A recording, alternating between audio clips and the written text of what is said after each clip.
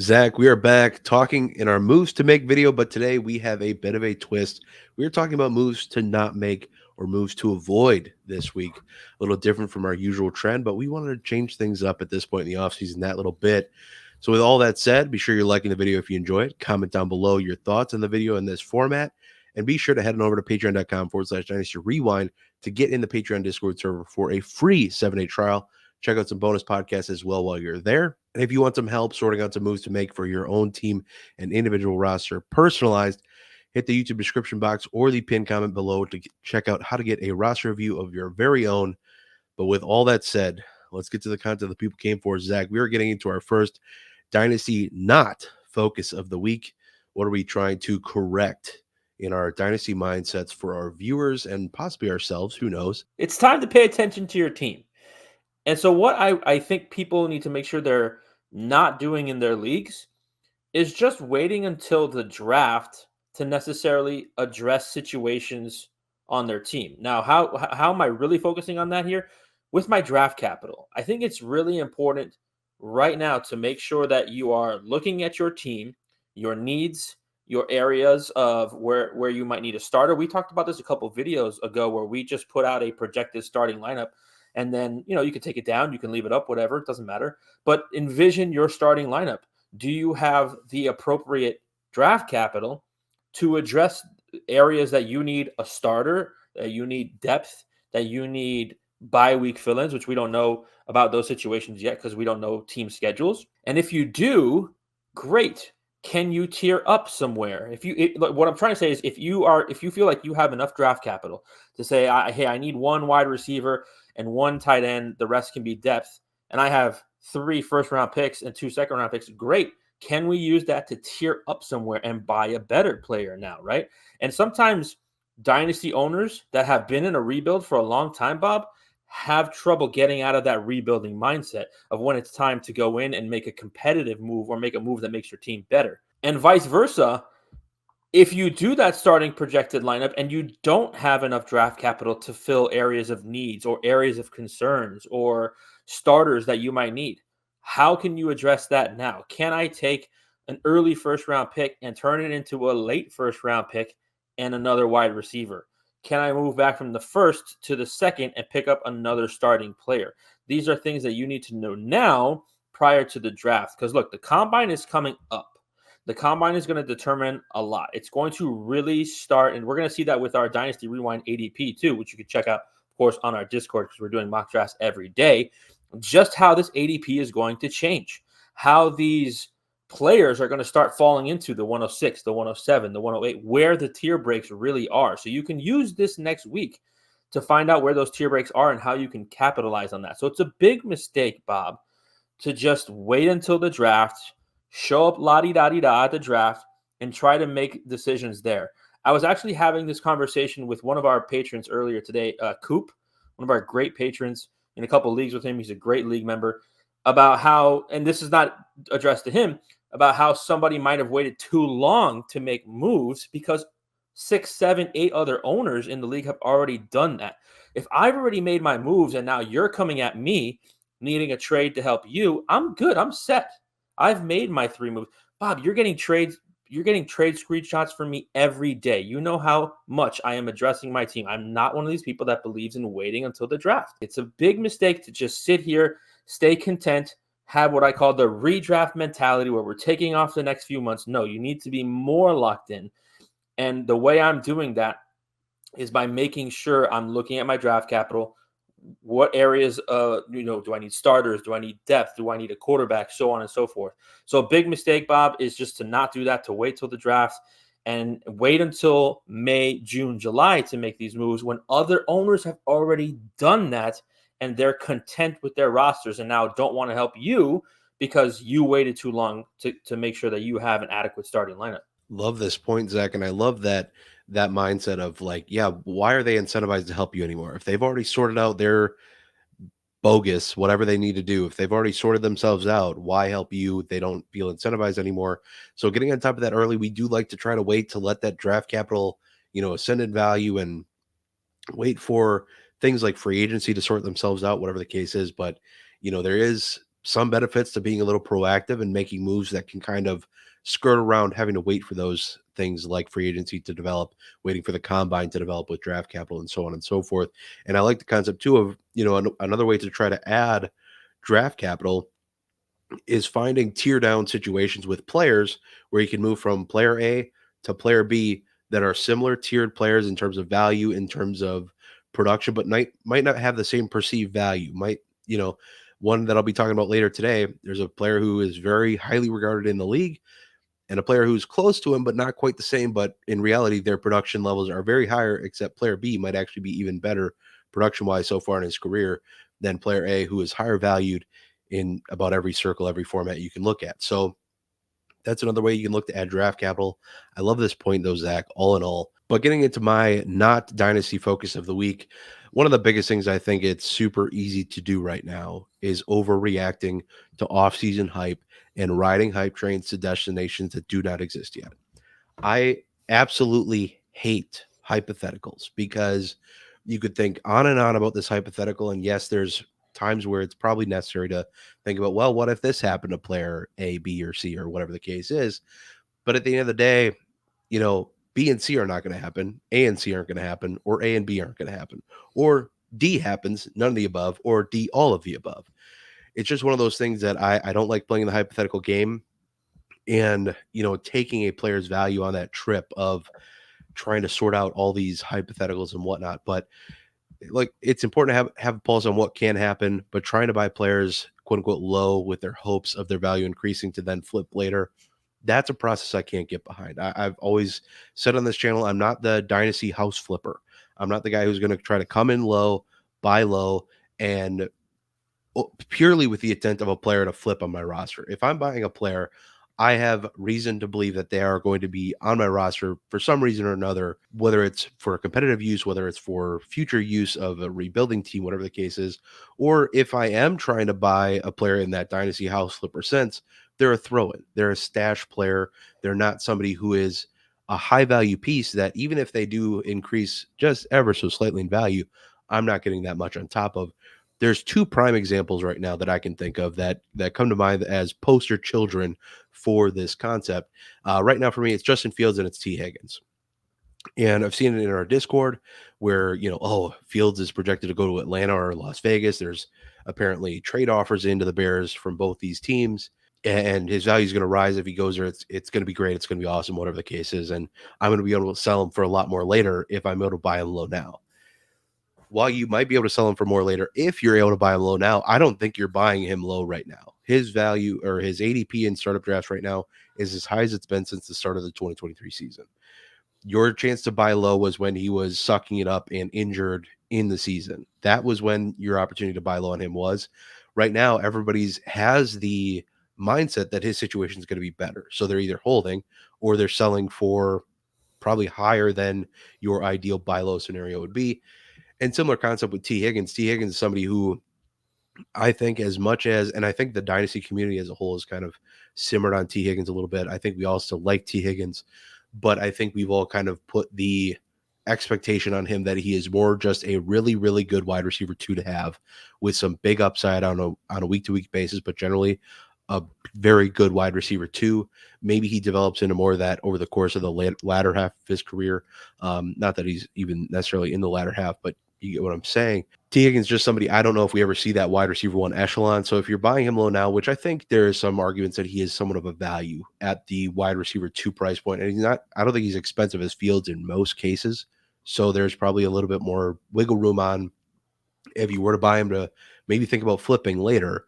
It's not as much of it's more of a value bump that you're getting on top of him.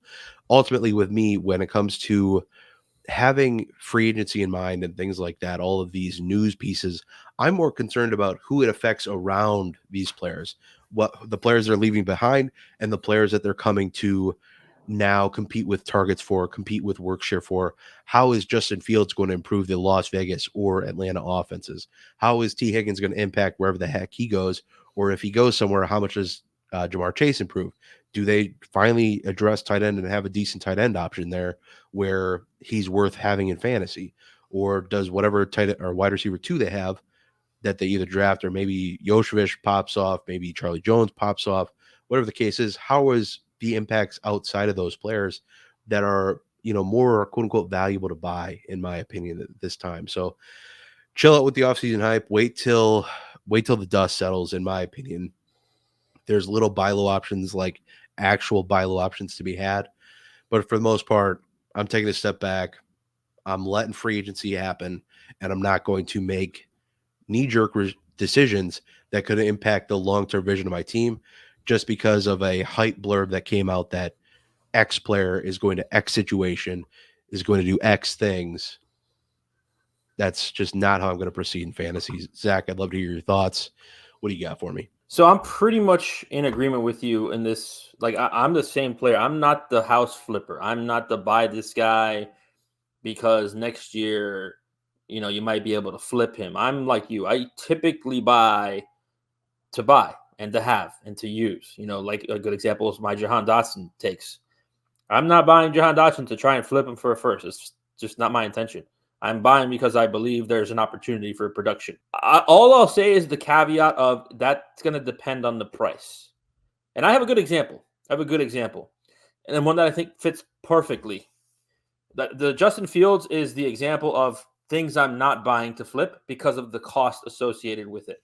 However, the other day I bought a couple of Kendrick Bourne shares, and it cost me 4th round picks. Kendrick Bourne is now, he had a video where he's still training and working out at the Patriots facility, but a report came out that, there's a lot of teams interested in him in free agency. And I'm like, you know what? Let me try and acquire some Kendrick Bourne shares. As a person who has a few shares already, I knew that a few weeks ago I would have moved Kendrick Bourne for almost anything.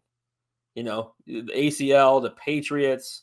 You didn't know what the future was. Now we have a little bit of clarity, a little bit of hype that you're talking about, but the cost is so little that I don't mind. Like, yes, there is a Puka Nacua in the 4th round, but there are 11 other players that aren't Puka Nacuas in the 4th round that typically don't amount to anything. So it's typically for me a cost association thing. And you don't usually get the cheap buys for the 4th round pick to try and flip, because I'm not really buying Kendrick Bourne to put him in my starting lineup. I'm hoping that I can get a 3rd or a 2nd round pick. But like I said, I usually don't do that.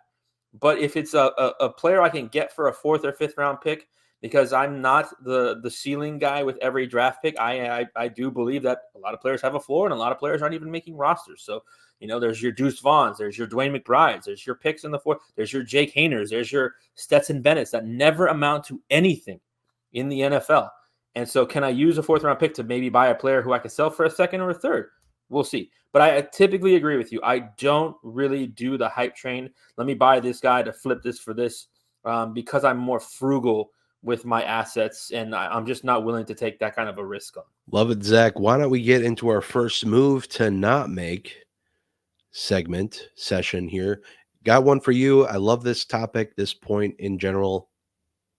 Talk about it. It's really important, Bob, that when you're buying running backs, you are not expecting anything more than 1 year of production. Why? The landscape is so incredibly volatile right now. So unless you have an elite running back, a Breece Hall, a Jahmyr Gibbs, a Bijan Robinson, you might be able to put CMC in there, age dependent. How do you feel about that, right?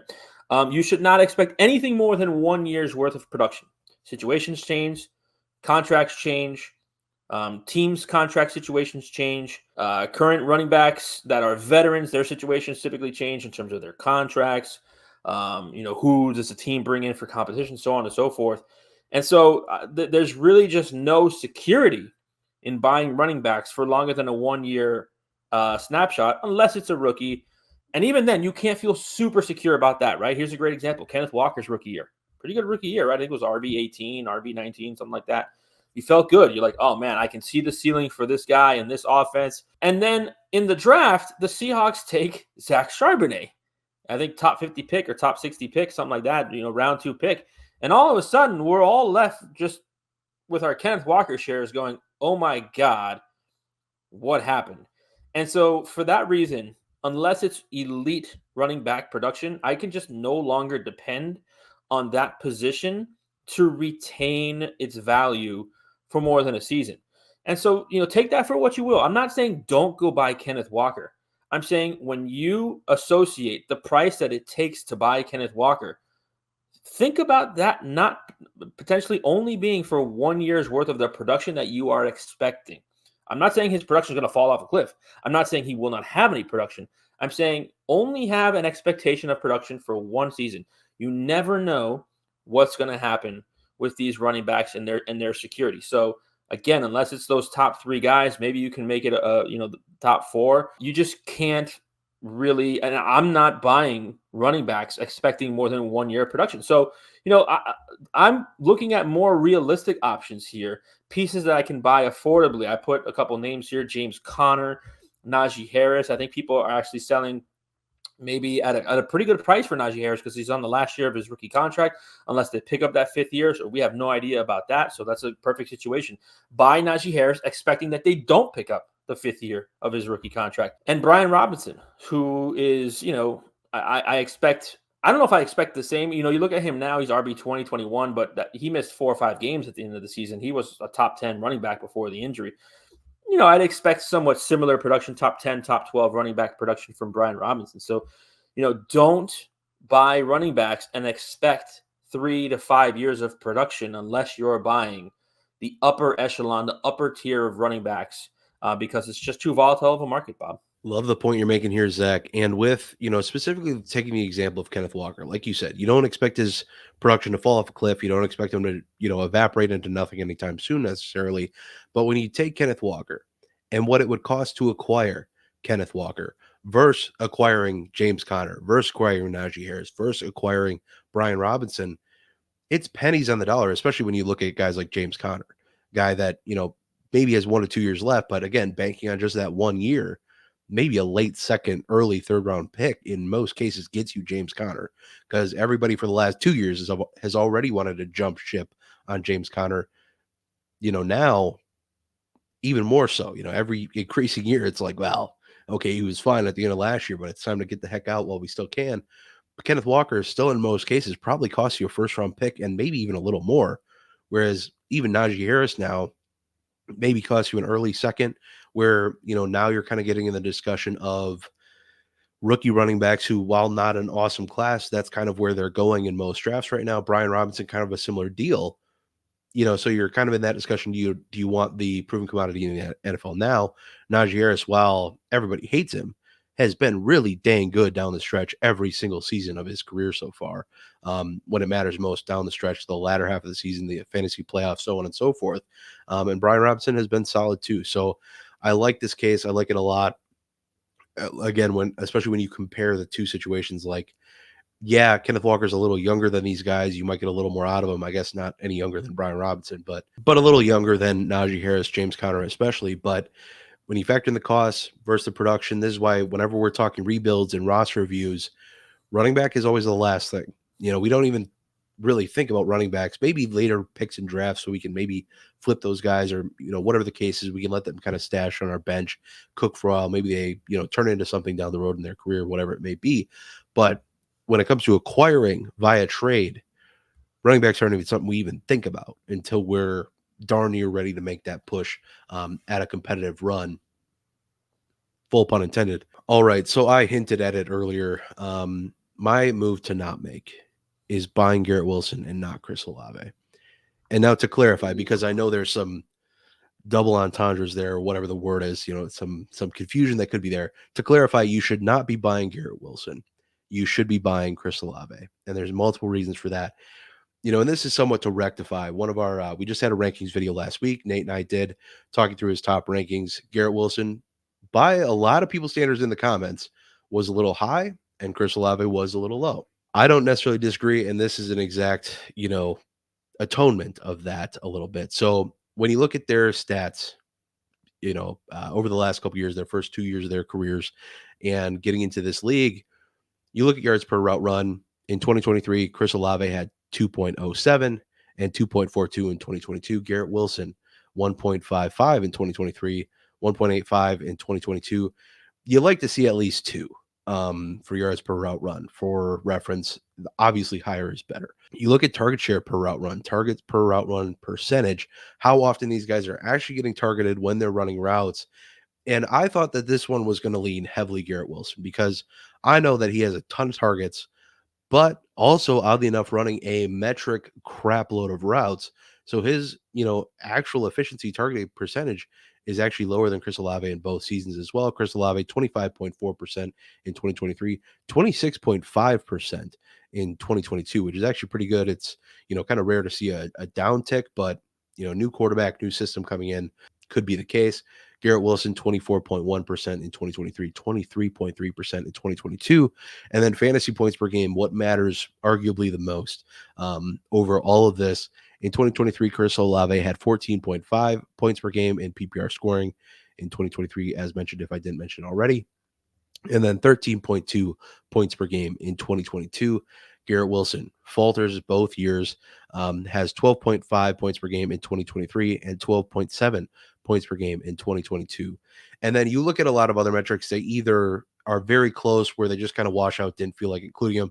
Also kind of got a little tired of, writing down all the stats that Olave was better at than Wilson at. But he also beats out Wilson by a good margin in ADOT, average depth of target, and yards per reception in both seasons as well. And now, while Chris Olave is stuck with Derek Carr, we do have Clint Kubiak coming in, who we kind of expect to be an upgrade on what they had there previously. This is, again, fingers crossed. Hopefully, he could be terrible. We don't know. At the end of the day, he could get in there, not mesh with the system. It's not a guarantee, ultimately. Just like while Garrett Wilson has Rodgers coming back, not a guarantee that he's as viable of a quarterback that he has been, that he's his old self. He's as good as he was previously before coming to the Jets and tearing his Achilles. After everything, Chris Olave is still lesser valued and lesser touted in rankings and breakout discussions. We're fixing that today. And I think in example A, if you have Garrett Wilson, can I move him plus a third round pick to go get Chris Olave and a second? I think that's a good flip. I don't think you need to make that trade if you have Garrett Wilson. I think you could still just go target Chris Olave, and then it's almost like you have two of them. But Chris Olave has been a little bit more efficient, and I know when you look at air yards, Chris Olave is a leading player in that too, unrealized and actual air yards, a leading candidate there as well. I know Garrett Wilson doesn't have that same impact there, but instead of chasing Wilson's hyped up price tag, can I buy Olave cheaper? That's ultimately what I want to do here. I feel like Garrett Wilson costs closer to 2 first-round picks, and that could be in 2024, that could be staggered at 24 and 25, whatever the case is, where I feel like Olave costs closer to even a late first-round pick plus a future second or this year's second. Maybe it's a bit of an earlier second this year, but either way, I think, one's worth 2 firsts, one's worth a first and a second, one's getting you better production and trending better in his career. I don't know. I think I know which side I sit on at this point. I'm going to take the value of Chris Olave. Zach, I'd love to hear from you on this one. I've been doing this for a long time. I've been doing this since their rookie draft. There was a league where I had 106 in a one quarterback in the rookie draft. I moved back to 108 and was still able to pick up Chris Olave. Like, this has been my mantra, as a matter of fact, for a long time, is rolling with Olave over Garrett Wilson. And it's not in the belief, and even though your statistics say otherwise, it's not in the belief that Olave is better than Garrett Wilson. It's that Olave isn't that far away from Garrett Wilson, but the cost is far away from Garrett Wilson's cost, which is everything you just illuminated. And even though you did highlight the fact that Olave's stats, for the most part, are better than Garrett Wilson, still the cost to buy Garrett Wilson is much more expensive than it is to buy Chris Olave. So, again, I don't want people to take the wrong message away from this. Like, we're not saying don't buy Garrett Wilson. We're just saying if you can have Chris Olave for a little bit cheaper, then do that, right? Because I'm still buying Garrett Wilson if I can in certain situations and spaces where it makes sense. But I love Chris Olave. I love the player he is. I love the ceiling that he has. Despite Derek Carr, who, by the way, was really good the last quarter of the season last year. Derek Carr, and you know me, I was the leader of the charge of Derek Carr is awful. You know that. Derek Carr was really good the last 4 or 5 weeks of the season. I'm not sure what they figured out. I know Juwan Johnson was there, finally healthy. I don't know if having him open up the offense a little bit. But and then you also mentioned Clint Kubiak, and I don't know the names of all the coordinators and coaches they brought in, but they brought in a lot of coaches that make me excited about that offense. Like the running back coach that they brought in was a very highly esteemed running back coach. Kubiak as well, just reinvigorating the offense from where it was with Carmichael for the last, I don't know, 15 years. I love this point. I'm with it 100%. And I'm gobbling up Chris Olave shares wherever I can, as opposed to Garrett Wilson, if the cost that you presented is what it is, which typically when you reach out to Garrett Wilson owners, it takes almost an offer of more than what the calculators say and what the rankings say. Whereas Chris Olave owners some of them are just trying to get off because they're frustrated with the situation. While people are frustrated with the Garrett Wilson situation, they see that Aaron Rodgers is there and they're like, oh man, this ceiling is crazy. Nobody's doing that for Chris Olave. So that's the difference right there. Love this point, Bob. Gobble up the Olave shares while you can. Love it. Let's talk about some certifying moves to make. And spoiler alert, since this is moves to not make, all of these moves have something wrong with them. And luckily, we have a fix in mind and we have the root cause of the problem. I only have one pulled from Discord today because guess what? Our Discord members do not make a lot of bad trades, and especially not recently. They've all been well behaved in terms of the trades they've been making. So I went to fantasycalc.com/database. If you want a source to look up completed trades that have happened in Sleeper actively, you can look up 100 trades that happened yesterday. Pretty cool source. So highly recommend checking that out if you're looking for a free source to go check out some player trades and maybe get a gauge for your favorite player or whoever you're looking to get. That's not sponsored. That's just, hey, this is a cool tool I've used to check out some trade values.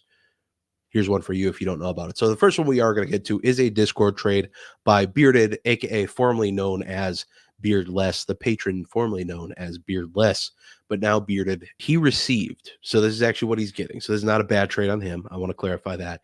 He received Puka Nacua plus a 25 first, plus a 25 second for the 102, which is set to be Marvin Harrison Jr. And now you heard that right. On top of Puka Nacua, he got in return for Marvin Harrison Jr. a 25 first and a 25 second. I just really want to reiterate that. And to me, this is a pure example of succumbing to rookie fever. This is 100% not a move to make. You got to keep, a level head when it comes to this. Like, we just saw Puka Nacua do what God we hope Marvin Harrison somehow manages to do.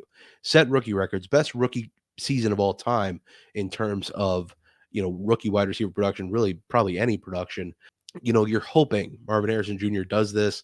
Puka Nacua coming into his second season, you probably have him for a good bit yet. Yeah, Marvin Harrison Jr. is a little younger, but you already have a known commodity and you're getting assets on top of that. I was really proud of Beardless for this one too, because he had the offer in his inbox, Puka Nacua and the 25 first for that 102/Marvin Harrison Jr. And he had the balls to counter back asking for a 25 second round pick as well. And I'm just like, this dude just going straight for the jugular. I loved it. So my fix to this one, Zach, before I get to, hearing your side of this too, because I'm very confident you're going to agree with this and pitch in. My fix to this deal, making it make more sense rather, would be sending Puka Nacua plus 25 third for Marvin Harrison Jr. plus 25 second. They can be pretty close in value, I think, those two, but you should not be getting such a significant value bump on one side. Zach, touch on this one. Feed in the thoughts. What do you got? I mean, there's really honestly just not a whole bunch more to add. This trade speaks for itself when you lay it out and you look at both sides of it. It's very much a clear case of rookie fever. I'd be really interested to see like the league's reaction. Like, was this the only guy that thought this was a good trade, or was the rest of the league was like veto this trade? Because it is very egregiously in favor of one side. I don't want to harp on this trade too much, man. Like, it speaks for itself, the value, and this is exactly what not to do. Yeah, this is very untreated rookie fever. And it's like, as much as anybody could love Marvin Harrison Jr., that's rough. That's a rough deal for me. But moving on to some fantasy calc trades. And these trades were all made today. In fact, as of recording this video, these were all made 226 is coming out on 227, but they were recorded today. So super recent trades. The first one I got for you is moving Stephon Diggs for a 25-second and 26-second. We don't know where those picks are. They're far enough out too where we can kind of feel like they're random at this point.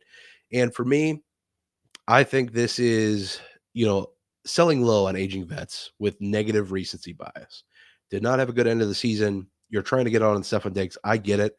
As much as I also tend to want to get out on Diggs, I think you get more for him later. I think you at least get a 25 first for him later, maybe a little bit more. Zach, I'd love to hear your thoughts on this one as well. Yeah, this feels like selling way less than what the player is worth. And I understand trying to get off of a veteran player right now, but like you could keep going down the list of veteran players, and it's like you could almost make the case like Mike Evans, you get a 25 and 26 second. Stephon Diggs is his value is worth way more than Mike Evans is, at least in startup drafts right now. So yeah, this is definitely a case of selling too early, selling too little, selling for too less. A lot of things of exactly what we're trying to highlight here, which is things you don't want to be doing. I think the fix here, looking to move Stephon Diggs, if we really want to get him off a roster, we want to, instead of, well, and the thing that really doesn't make sense for me is like the whole incentive to moving an aging player and maybe for a little bit low is to get rookie draft capital now. But like you're still waiting on draft picks later anyway.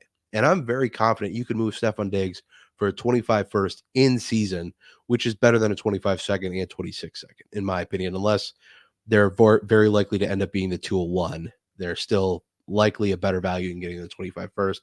I think you can do that. So for me, that's my fix here. Don't sell low on aging vets. This is not the time to sell aging vets in general. Now is the time to buy if you're kind of looking to turn around and compete. Obviously, this trade kind of suggests that too, is, there may be values to be had. Don't be the guy selling Stephon Diggs for this return. Be the guy buying Stephon Diggs for that kind of return. This one here for me, moving a mid 24 second plus a mid 24 third for Zamir White in a 14 team start 11 league. In my opinion here, the problem with this deal is that we're getting a little ahead of free agency hype and projecting a little too much and investing in ways that suggest that Zamir White is really locked in to that running back role. And hey, he could be. There's nothing to really suggest that he isn't outside of, well, hey, they could draft somebody. So could literally every other team in the NFL, like we thought last year, but did not happen. We could see Josh Jacobs go back. Who knows? That's all on the table for that. So I think we're just getting a little bit ahead for moving those two picks. And I think, too, on top of this, a multifaceted one, we're kind of neglecting roster start size and devaluing depth a little bit. In a 14-team start 11, there are so many starters around the league, and not every starter is a sexy starter because there's so many to start. And when you take two draft picks, albeit, one could be, late, whatever the case is, or they could be a little later than more late than mid, whatever it may be. But when you take those two picks, you're taking two possible starters away from your team that could actually get into a starting lineup on a 14-team start 11. If this was a 10-team start 8, I'm all about this move. Albeit the picks are a little higher just naturally. Either which way, you're just kind of throwing league format out the window on this one and just saying, hey, I'm going all in kind of on Zamir White to some effect. And I just don't think that's the move for me. Zach, what do you think about this one? Yeah, you do the math, and this is what I like to do. 14 teams, 11 starters. That's 154 starting players. So those draft picks are incrementally more important in filling out your lineup. I agree with you. There's just way too much known about. And look, there's a situation where the other owner is right in this trade. It doesn't matter because 3 out of 10 times being right, that's good for baseball. It's not good for Dynasty. Like you're not going to win your Dynasty leagues if you're batting 30%, 300. So it's a situation where this trade, Zamir White could be the starting running back, but for how much longer? And what kind of role does he have? Like, do you think he's getting 20 carries a game like he did at the end of last season? No, I highly doubt it. So I agree with you. Too much projecting here. We want to be a little bit more conservative with our projections and safe. This is where we talk about the cost benefit analysis of making these kinds of decisions. And this one, it could really hurt you if it doesn't work out. Could it help you? 100%. You still need 11 starters while 13 other teams need 11 starters. So while the move could work out for you, you could have had 2 other starters or a starter and a depth piece, so on and so forth. So agree with everything you said here. And I think too, this goes back to another, trading strategy we harp on, is when you're willing to move X asset or X assets, that you're moving them for the best piece possible. And my thought is, if you're moving a second and a third round pick, could you have moved this exact package for Najee Harris? I think in some leagues you could have. And if you're going to move 2 for 1 for a running back, I'd much rather get Najee Harris because I do believe he's locked in. I think him and Connor can both have a role in that offense and both be solid. But that's just one of the concepts. I think the fix here is if you need to send 2 assets, because I don't think necessarily a third gets done. I don't think necessarily a second or one, a late second gets done. I think you still probably want 2 picks. Spread out the picks over 2 years. Make the dent to how you're adding to your team spread out that much more. You still get to make a pick in both seasons, but you do lose 1 from each season as opposed to 2. That's kind of my compromise on the deal, my fix for the deal.